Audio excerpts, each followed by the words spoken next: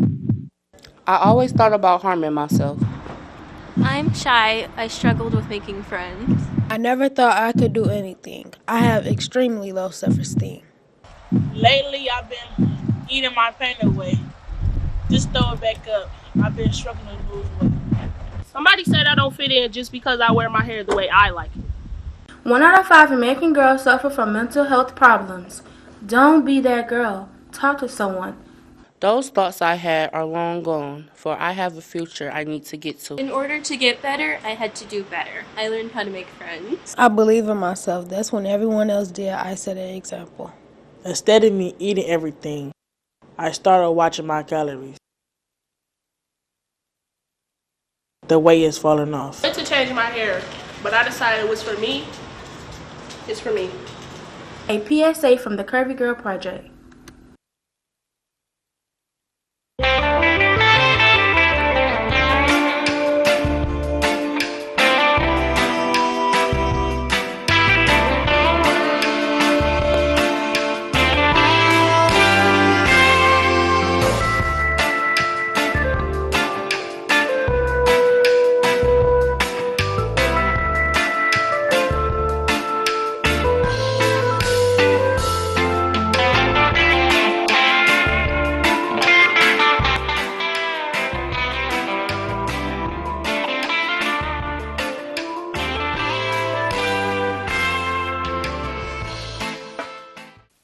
And good morning and welcome to Expose Under the Sun, sponsored by the Detroit Native Sun newspaper. I'm your host, Darwin Griffin. And before we get started, there's a lot of information we're going to disseminate out as we always do, every Tuesday. But before we get started, our show is live. Our calling numbers are area code 313-868-0342, 313-868-0351. 313-868-4336. And our website is www.tv33whbr.com.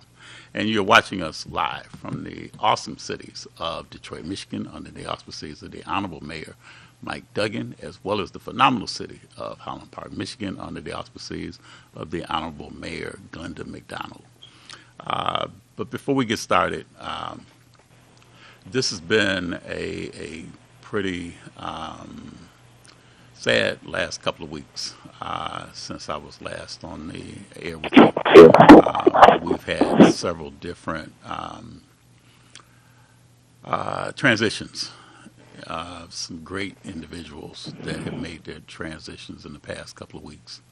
One, I know it was the promo before I come on the show, is for the Honorable Reverend Dr.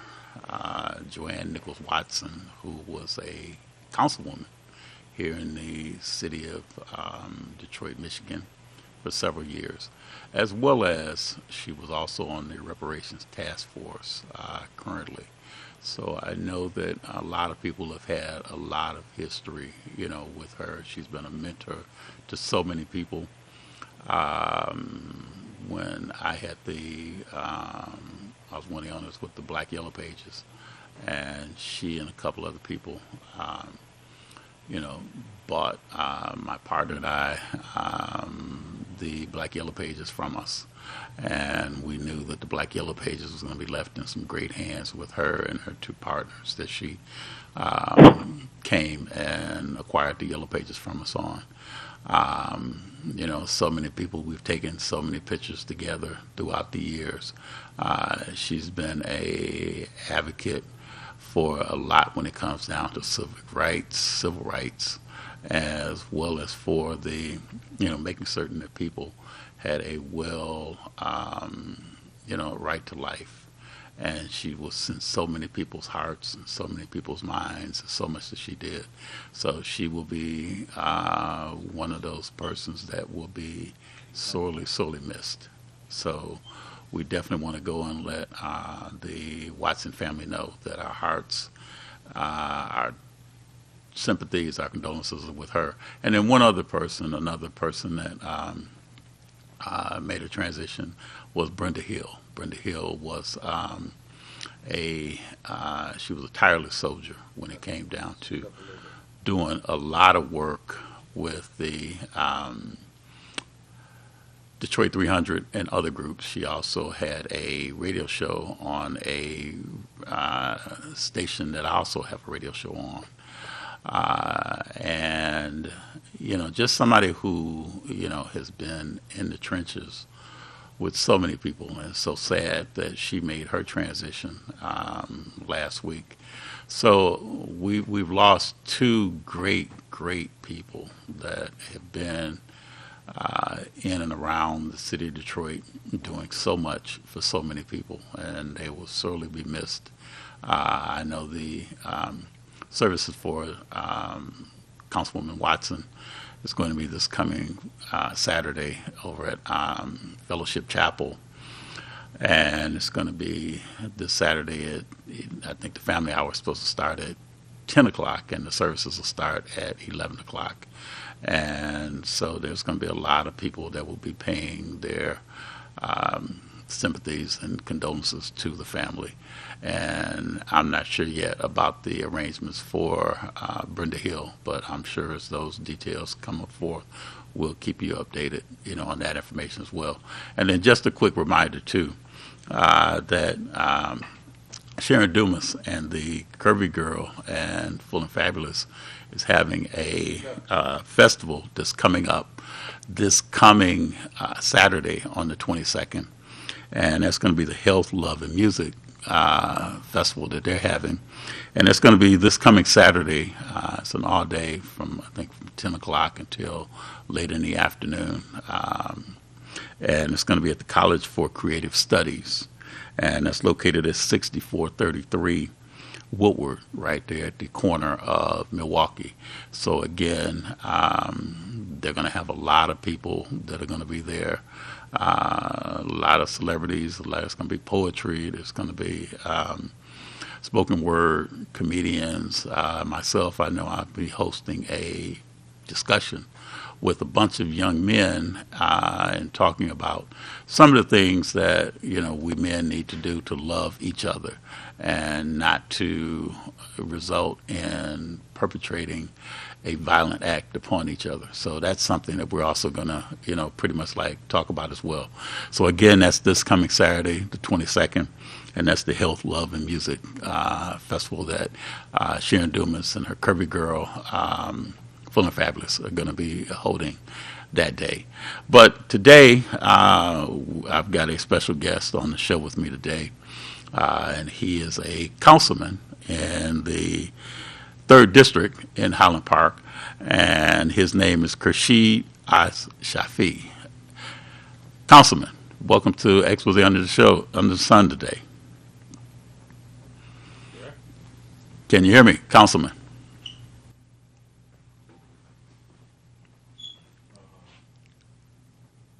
We're just in the process because he was, could not come on the show with me in person today. So we're just going to patch him in so that he can go and still be able to get him on the show.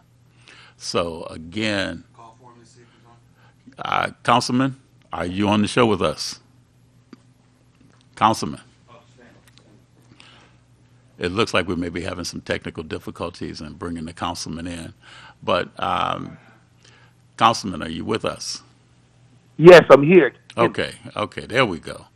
Thanks, Okay. Tim. Tim is our all-around engineer and does everything here at the station. So, again, thank you, Tim, for patching him in. But, Councilman, Yes, sir. welcome to the show today. Thank you, and it's a privilege and honor to be here. Well, Councilman, just tell a little bit, Highland Park is a phenomenal city. That's where we do our broadcast in. And just tell a little bit about who you are and how long you've been on the council and what you did prior to coming on the council for Highland Park, please.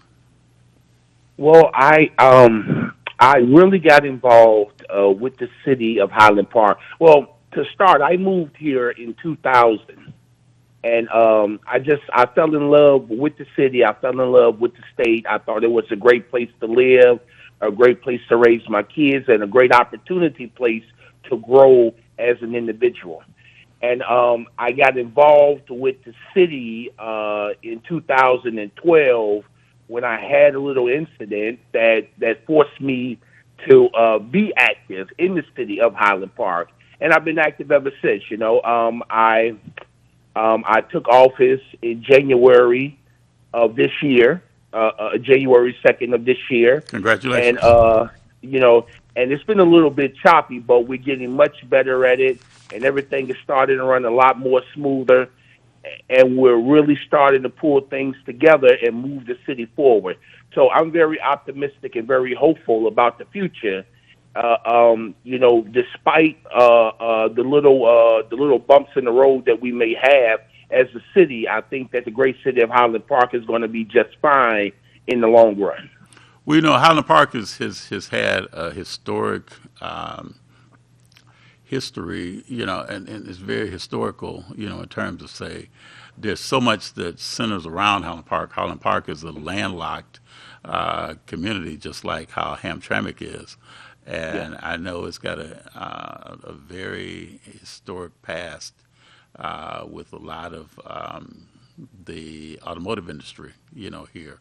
But you were saying in terms of, say, about, we've been seeing about what's happening in terms of, say, made news when it came down to emergency management. It also made news when it came down to the Great Lakes Water Authority, in terms of, say, about the money that was owed as far as, say, for that.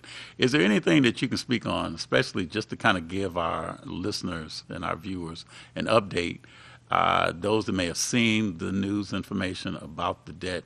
I think it was like what we were saying, $24 million that was owed. But can you kind of give an update in terms of, say, about the proceedings to be able to go and pay that debt back? Okay. Well, we are still in negotiations with the Great Lake Water Authority, but I can say this, that the negotiations are going extremely well. Everything is moving forward in a very positive light, and I think that we should have a resolution of the matter hopefully by the end of this month. Oh, good. Congratulations. Yeah. Okay. That sounds great. And somebody else had asked me this question to ask you too. There's a lot of construction that's going on, in Highland Park, and I know one particular site. It looks like there's a big warehouse that's being constructed. I believe that was by the Means Group. Yeah. On Hamilton, there near Davison. Can you give an update about that structure? Well, I've been in constant contact with Ashley Capital. They're the principal for that particular group and building. I've been in constant contact with them, and they're just about finished with their construction. It looks great. They're just about finished with their construction, and what they're hoping to do. Excuse me. Is to attract a tenant, probably someone like Amazon or UPS or maybe even the Postal Service itself, because they're looking for a facility as well to utilize. But at the moment, it's still not operational just yet. Okay. And then looking in terms of, say, at some, as I was saying earlier, when I was doing my intro, Highland Park has always been a jewel, in the state of Michigan. And I know you said that you came here and, you really fell in love with the city of Highland Park. Talk about what are some of the things that Highland Park, in terms of, say, the then and now, but what is it about Highland Park that makes people want to reside in Highland Park or do business in Highland Park? It's the energy of the city. It's the energy of the city. If you come here in Highland Park and you spend time here in Highland Park, it's going to be a little bit rough around the edges just getting started. But once you get into the heart of this city is an amazing place. The people are amazing. They stick together. They're so supportive of one another. I mean, even when they have either when they have a disagreement. The one thing that you can count on with Highland Park is that even when they have a disagreement, nobody from the outside can come in and join into that disagreement. They may disagree with one another, but they stick together, and that's just something that's rare in a community. Okay, they love this city, they love their people, and they do everything possible to make sure that the city of Highland Park moves forward. This is a great city, especially for family. So what would make in terms of say, now I know that, let's talk about the education, of the students there in Highland Park. What's going on in terms of say about because I know that now, are there schools still in Highland Park, or is there still the process, or you and the other council, members, are you looking at trying to bring a school back into Highland Park, or what's going on with that part? Right. Well, they do have they do have a couple of elementary schools in Highland Park, but there's really no real school system at the moment because the school still owes a debt to the state. So until the debt is paid, the state won't allow them to form any type of a high school or things of that nature. But the debt is being paid down very swiftly. The school board is doing a pretty decent job at paying off the debt. So we're hopeful that very soon we should be able to bring a school back into the city of Highland Park as soon as the debt is paid down. Okay, so is that something you're looking at maybe like by the end of this year, next year, or what's the kind of projected timeline? I really can't give you a projected timeline. I'm not for sure, but I'm pretty sure that there are board members who could probably give you a better answer to that than me, because I don't have all of the details in that particular entity. Okay, and then another question I wanted to ask you, Councilman, is that we know where the Q line ends at. Now, is the Q line still expected to go through Highland Park and go up to the old Michigan State Fairgrounds site? That's what I'm being told. I'm being told that that is still projected to run through Highland Park. You know what I'm saying? It's supposed to run. What I'm being told is it's supposed to run all the way out to either Ferndale or Royal Oak. You know what I'm saying? I don't know if it's going to go that far, but that's what I'm being told. So yeah, but as far as for if it's still going to come through Highland Park, I'm being told that yes, it's still going to come through Highland Park. So there are still conversations. There's still conversations with the planning, commission there in Highland Park to see about trying to go and have the Q line still coming through Highland Park. Right. Okay. Right. Okay. Now you're District 3. Where is District 3 at in Highland Park? And what were some of the things before you became a councilman that you saw that you wanted to go and implement a change or improvements in that district, and what things are you doing to try and implement that? I know you've only been on the council for the first part of this year, but what are you doing in terms of say in trying to see about trying to move that district forward? Okay. So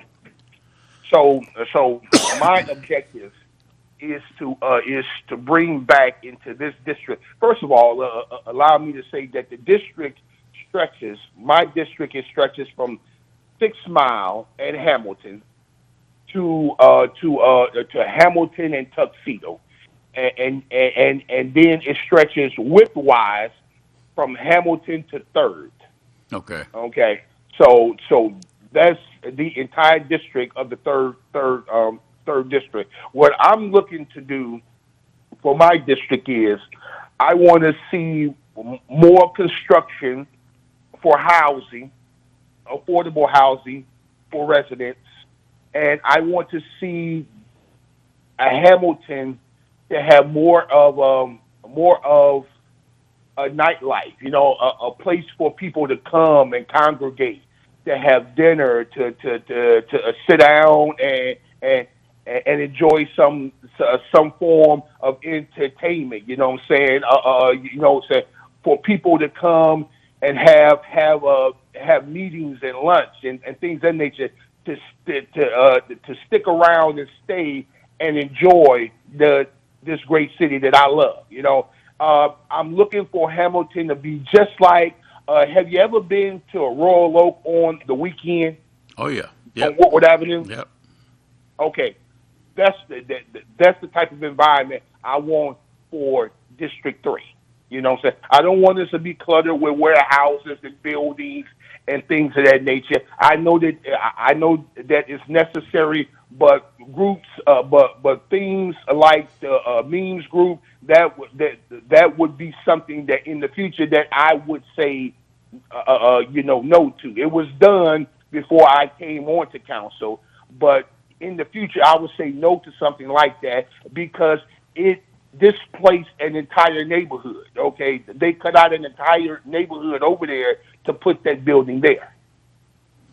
So now, when you when you look at that area, Councilman, and like you were saying, to have it kind of like as a entertainment, restaurants, people, place where people could recreate at, those kind of things. What in terms of, because that area used to be, because I grew up right there for part of my childhood, right there at Webb, and between Hamilton and Byron. And, I know that area used to be teeming with a lot of activity when you went down Hamilton going up towards Davidson. There was a lot of businesses, a lot of activity. And it was almost like, you would go up on Woodward naturally and see a lot of the, things going up along Woodward from 6 Mile down, almost there to before you get to Chicago, the Boston Edison district.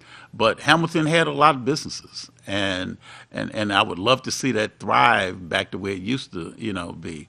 But I'm gonna let you in the 5 minutes that we've got left in the show, give your elevator speech. Give your speech to try and attract businesses that may be looking for a place to open up. But, we know Detroit gets a lot of business. We know some of the surrounding areas like the Ferndales, the Royal Oaks, and other, attract businesses to come there. But tell in terms of, say, give your elevator speech that you would give to get a business to want to come to Highland Park. Okay. Well, Highland Park is the next step in the future of this great city and the great state of Michigan. Okay? This is an opportunity to grow and to improve the lives of everybody in this city. Businesses that come here, I am encouraging those businesses that I will work with them. I will do what is necessary and what I am able to do to make sure that they have an easy and smooth transition. But District 3 is the jewel of the city of Highland Park. It's open. It's no restrictions. We have plenty of land, plenty of availability. It is literally the site for the new downtown of Highland Park, okay? Woodward is crowded. Woodward has restrictions, but Hamilton and District 3 is open and available to do business with anybody who is willing to come into the city and make a future for themselves and for the residents of Highland Park. I look forward to working with anyone who is willing to work with us, and anyone who is willing to be in this city. You are more than welcome to come here to Highland Park and make your dreams come true. So now, Councilman, I know your district, was that where the old Highland Park Community College was at, or is that out of your purview? No, it's like a block out of my district. It's on Glendale. Okay.